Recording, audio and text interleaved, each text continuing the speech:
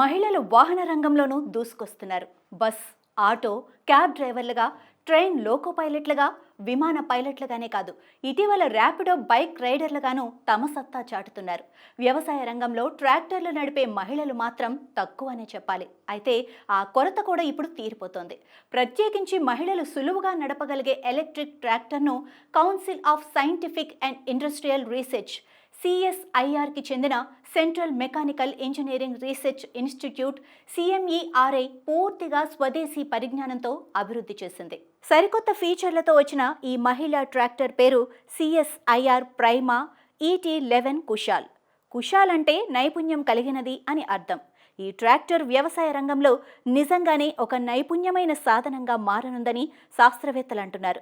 ముఖ్యంగా మహిళా రైతులు సులభంగా నడిపేలా దీన్ని రూపొందించడం ఈ ఆవిష్కరణలోని మరో విశేషం.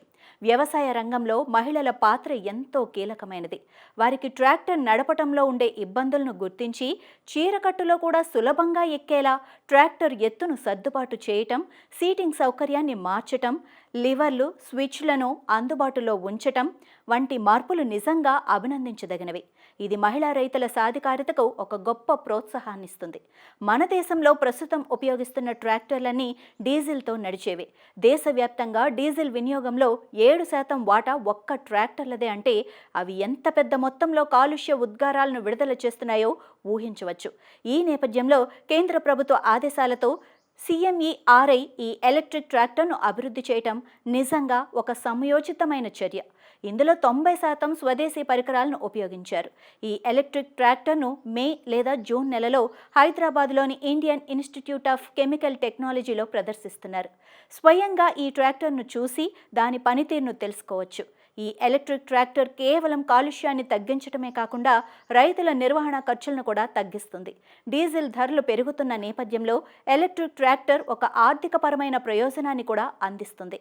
అంతేకాకుండా ఇది శబ్దం లేకుండా పనిచేయటం వల్ల రైతులకు మరింత సౌకర్యవంతమైన పని వాతావరణం లభిస్తుంది.